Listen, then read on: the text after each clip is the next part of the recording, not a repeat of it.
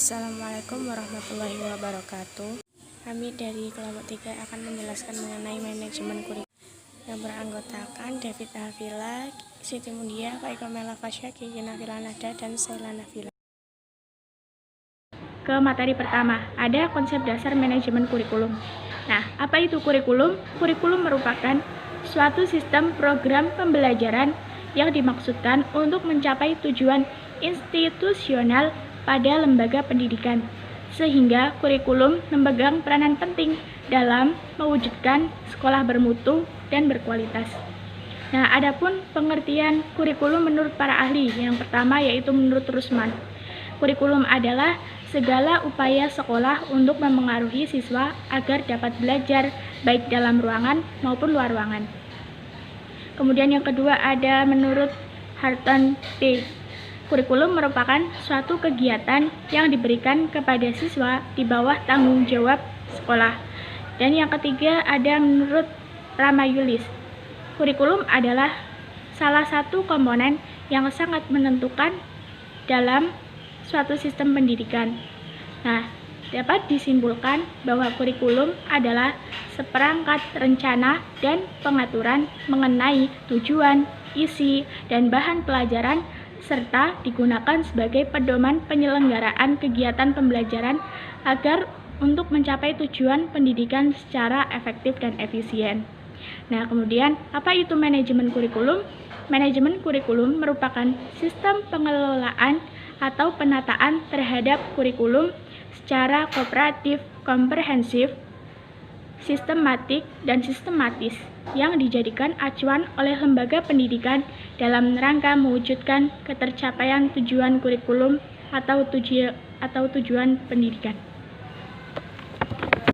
Pada kesempatan kali ini, saya akan membahas dua materi. Yang pertama yaitu ruang lingkup manajemen pendidikan.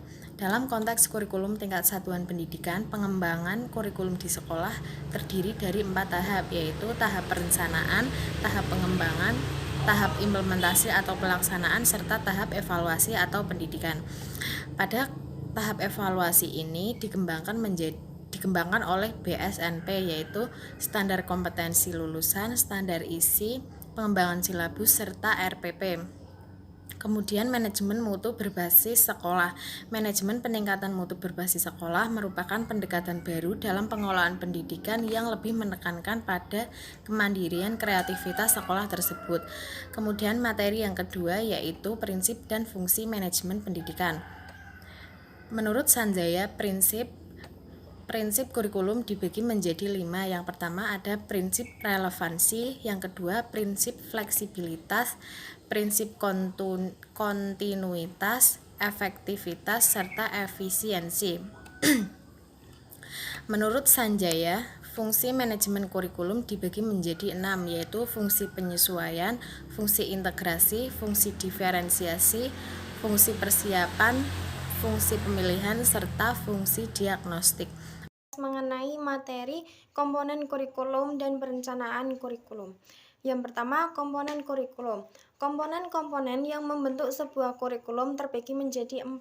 Yang pertama, tujuan, yang kedua isi, yang ketiga metode atau strategi, dan yang keempat evaluasi. Kita bahas satu-satu. Yang pertama, tujuan. Komponen tujuan berhubungan dengan arah atau hasil yang ingin dicapai atau diharapkan. Kemudian yang kedua ada isi. Isi kurikulum menyangkut semua aspek, ya baik yang berhubungan dengan pengetahuan maupun mata pelajaran yang akan diberikan. Kemudian yang ketiga metode atau strategi pembelajaran. Strategi berkaitan dengan upaya yang harus dilakukan dalam rangka pencapaian tujuan. Kemudian yang keempat ada evaluasi atau penilaian pembelajaran. Evaluasi merupakan komponen untuk melihat efektivitas pencapaian tujuan. Dalam konteks kurikulum, evaluasi dapat berfungsi untuk mengetahui apakah tujuan yang telah ditetapkan telah tercapai atau belum. Kemudian ada perencanaan kurikulum. Perencanaan kurikulum adalah perencanaan kesempatan-kesempatan belajar yang dimaksudkan untuk membina siswa ke arah perubahan tingkah laku yang diinginkan dan menilai sampai mana perubahan-perubahan yang telah terjadi pada diri siswa. Kemudian perumusan tujuan kurikulum. Terdapat 3 sumber yang mendasari perumusan tujuan kurikulum. Yang pertama ada sumber empiris, yang kedua sumber filosofis, dan yang ketiga sumber bahan pembelajaran. Kemudian landasan perencanaan kurikulum. Landasan yang terdapat dalam perencanaan kurikulum ada 3. Yang pertama kekuatan sosial, yang kedua perlakuan pengetahuan, dan yang ketiga pertumbuhan dan perkembangan manusia. Untuk materi selanjutnya ada model implementasi kurikulum. Miller dan Seller 1985 249 itu menggolongkan model implementasi kurikulum menjadi 3 bagian, yaitu yang pertama ada the Concurs Based Adaptation Model CBAM. Itu merupakan sebuah model yang dilakukan dengan mengidentifikasi tingkat kepedulian guru terhadap sebuah inovasi kurikulum. Yang kedua ada model Littlewood. Model ini menfokuskan pada guru.